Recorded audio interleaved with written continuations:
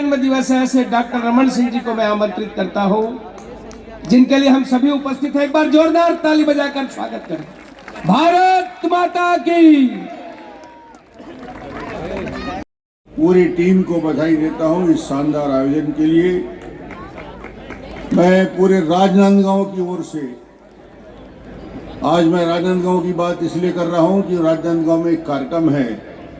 मुख्यमंत्री जी का आभार व्यक्त करता हूं, धन्यवाद देता हूं कि मुख्यमंत्री जी सुदूर बस्तर के क्षेत्र में कार्यक्रम में थे।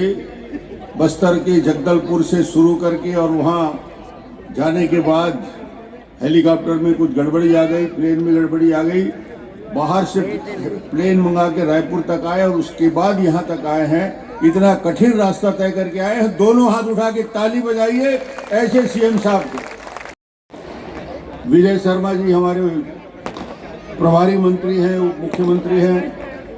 राम विचार नेताम दूरस्थ अंचल से बलरामपुर से आए हैं, इतनी लंबी यात्रा करके, उनको भी धन्यवाद। श्याम बिहारी कोरिया से आए, टंकराम जी आए, दयालदास जी मंत्री जी आए, राष्ट्रीय हमारे महामंत्री। यहाँ मैं सबको इस बात के लिए धन्यवाद दूंगा कि आप यहाँ उपस्थित रहे। तो मैं सिर्फ यही कहना चाहता हूँ कि जिस प्रकार आज सुबह से लेकर रात तक, रायपुर से लेकर राजनांदगांव तक की यात्रा में लगातार पूरे छत्तीसगढ़ ने जो स्वागत किया, उससे मैं अभिभूत हूँ। और मैं राजनांदगांव की इस धरती में आपकी आत्मीयता से स्वागत के लिए बहुत बहुत धन्यवाद देता हूँ। इतनी बड़ी संख्या में आप उपस्थित रहे, बहुत बहुत धन्यवाद देना चाहता हूँ। ये राजनांदगांव की धरती ये सामान्य धरती नहीं है। यहाँ जो व्यक्ति आता है, इस मिट्टी को यदि माथे में लगाता है तो निश्चित रूप से उसका विकास होता है, क्योंकि इसका आधार राजा घासीदास और बलराम दास जी ने इसके आधार रखा।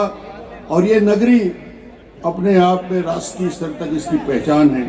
ये पद्मलाल पूनालाल की बख्शी जी की नगरी है, ये डॉक्टर बलदेव प्रसाद मिश्रा जी की नगरी है, ये गजानन माधव मुक्तिबोध की नगरी है, ये नंदूलाल चोटिया और कुंज बिहारी चौबे, गणेश खरे, स्वर्गीय शरद कोठारी, रम्मू श्रीवास्तव जैसे साहित्यकार की धरती है। ठाकुर प्यारेलाल जिस राजनांदगांव जिले में पैदा होके राष्ट्रीय स्तर का नेतृत्व किया आंदोलन का, वो प्यारेलाल जी यहाँ के हैं। सफल फिल्म निर्माता किशोर साहू छत्तीसगढ़ के इस राजनांदगांव से हैं। और एक नारियल लेके आ जाए, उसको जमीन दिया जाएगा, उसको जगह दिया जाएगा, उसको पानी दिया जाएगा, उसको बिजली दिया जाएगा।